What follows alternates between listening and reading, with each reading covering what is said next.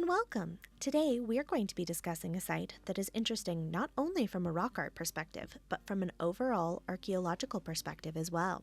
So today we're going to be discussing Newgrange. I'm going to give you an overall view of the site, get you acquainted with it, and that's going to help provide the context for the rock art site, which is the entrance stone at the tomb.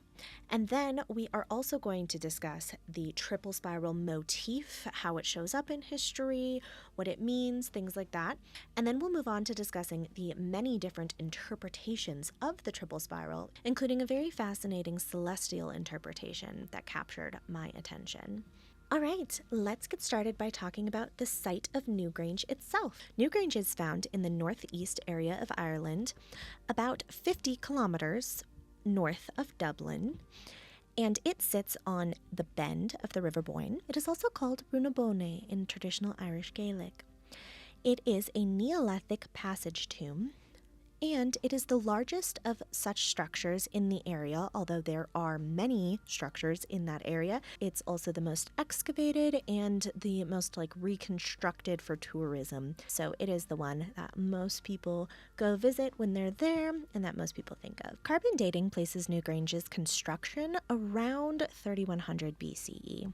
That makes it older than both Stonehenge and the Great Pyramid of Giza, as well as predating the Mycenaean culture of ancient Greece. It is estimated that the mound was used for around 1,000 years before it was abandoned, and it is believed to have been built by the people that occupied that area during the Stone Age, likely those in a farming community.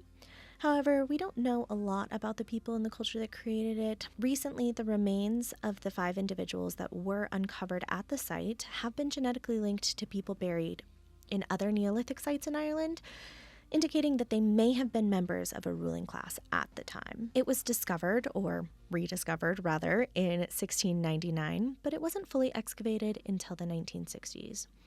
In the 1960s and the 1970s, it was excavated and reconstructed by an archaeologist, Michael O'Kelly. And he unearthed a lot of things at the site, including the charred remains. There were burnt and unburnt remains. There were some potential votive gifts or grave goods that were found as well, all very fragmentary. And of course, many, many rock art panels. And here we have a 3D rendering, a virtual way to look at the passage tomb itself. This is an incredible program. It's very cool. You can kind of virtually walk through the tomb in a manner of speaking. You can see all of the stones that were placed very deliberately in this passage tomb. And then here at the end, you can see the basins that were constructed. These held a liquid of some kind, is what's believed, and the votive offerings were placed around this area as well, but it's obviously uncertain what exactly was taking place in this area. But this is what the interior of the tomb looks like, and you have to imagine that over the top of you is a lot of earth. So you're kind of in this cave of sorts, and the earth is placed over the top of you, making this place very insulated and sacred. O'Kelly also unearthed what would later be dubbed as the roof box of Newgrange. And it was fixed from where it had kind of fallen inwards a little bit. But even before that, on the winter solstice, there's a phenomenon that occurs where the light enters the tomb from that roof box, which is really just like an opening above the entrance. But because of the directionality of the tomb and the roof box opening, the width and the height of it, when the sun rises on the winter solstice specifically, the structure is flooded with light that enters from that chamber. You can see in these videos how the light is just illuminating the tomb. It is very beautiful and fascinating phenomenon, and it plays heavily into one of the interpretations that we're going to be discussing a little bit later, which is part of why I bring it up now, also just because it's an interesting fact about the site. And before we move on to discussing the triple spiral, and then after that the rock art found at the site, there was a quote that I found beautiful and fascinating and think deserves to be shared with everyone that is about the solstice phenomenon at Newgrange. If we remember that what is happening isn't at Newgrange, 30 miles north of Dublin, on December 21st, but at the center of the world on the first day of the new year, we may begin to grasp the hugeness of what is being enacted. Cutting through the heart of all reality, when darkness seems to have finally enveloped the world, light shines. When both sun and earth seem worn out, the promise of a new year of life dawns. If death has overtaken the ruler of the people, then in this place, at this time, a recurrent youthfulness is promised in this silent rebirth of the entire cosmos. Purcell. Now we are going to discuss the triple spiral. So a triple spiral, or it is sometimes referred to as a triskelion or a triselki, is almost exactly as it sounds. It is the formation of three spirals meeting in the middle. Here you can see a couple of different ways that the triple spiral might look. It is commonly mistaken as a Celtic symbol, but its presence at Newgrange shows that it's actually much older than that, because Newgrange predates the arrival of the Celts in Ireland by about 2,500 years. Triple spirals can be seen in archaeological sites across Europe, and interestingly, also in Greek antiquity as old as the 6th century BCE. But again, Newgrange is the oldest known example of a triple spiral in antiquity. There are also many other sites in Ireland that contain single, double, and triple spirals.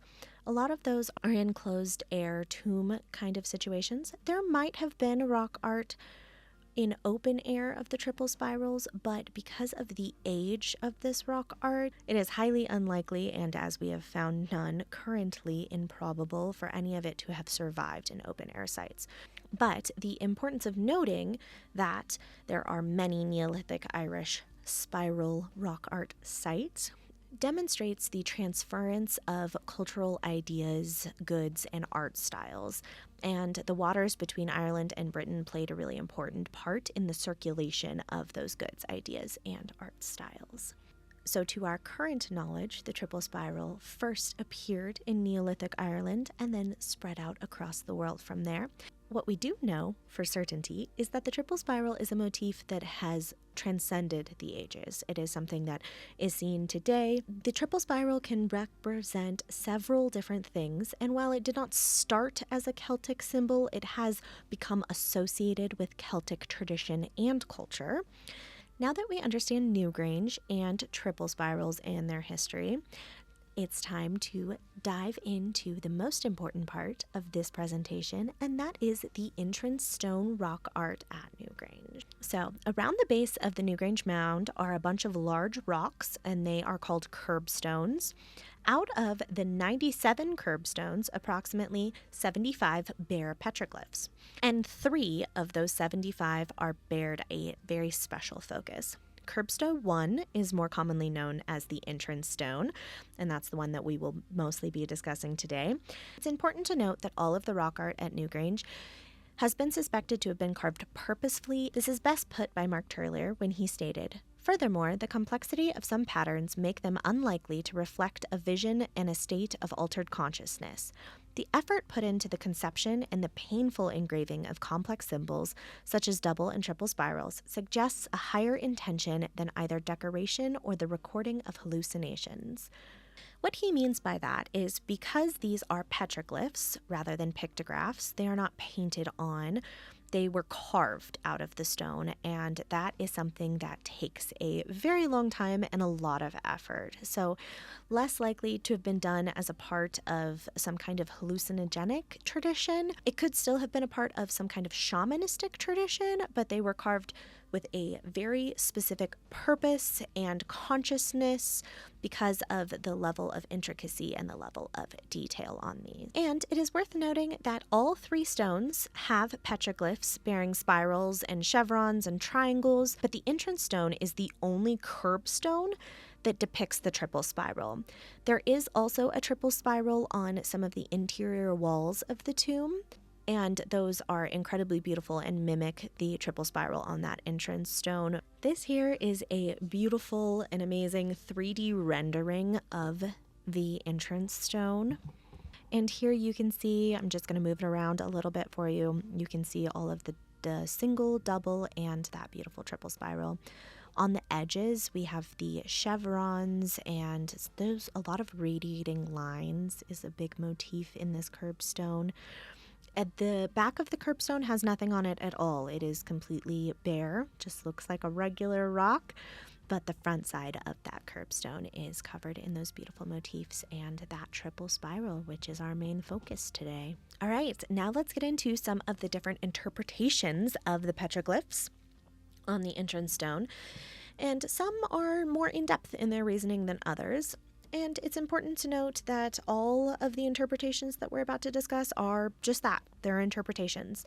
It is impossible to know with any kind of scientific certainty what the meaning of the triple spiral or any of the other artistic motifs are, but by exploring the different interpretations, we can understand the site on a deeper level.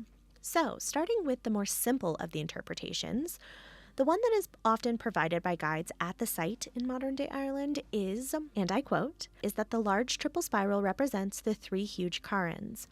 The spiral on the right represents some of the smaller mounds. The wavy lines on the bottom represent the River Boyne. In this scheme, the rectangles, triangles, and lozenges are the fields of the first farmers. So the idea is that the representation on the tomb is a artistic representation of like a topographical map almost of the area. However, something that refutes this idea a little bit is the fact that spirals, both single, double, and triple, have been found in other sites around Ireland in Neolithic times and across the world, indicating that its meaning transcended just the Irish people in that area. And then the theories of interpretations raise in complexity a little bit. Another interesting one is that the spiral is the representation of a gnomon pattern. A gnomon is the stick that sits at the center of a sundial and marks the time. And if you traced the lines that are made by the tip of the shadow of the gnomon over the course of the year, you have a ring of concentric circles that resembles the petroglyphs seen at Newgrange. Similarly to the idea of the gnomon is more celestial interpretations of these spirals. These ideas are championed by Mark Turler in his paper, The Cylindrical Interpretations of Spirals in Irish Megalithic Art, in which he states, at least in the Neolithic area, settled communities would most likely have attached a great importance to these cycles because they are linked to the passage of seasons affecting their agricultural life. Another clue is that the most richly engraved stones are not placed randomly, but oriented towards specific celestial points. He points out that the spirals display counts of 13 cycles, and it's important to note here that often ancient calendars had 13 months instead of our 12, and those 13 months followed the cycles of the moon. They also displayed the endless succession of years and increasing increments of daylight from the winter to the summer solstice in the way that the sun widens in its path in the sky.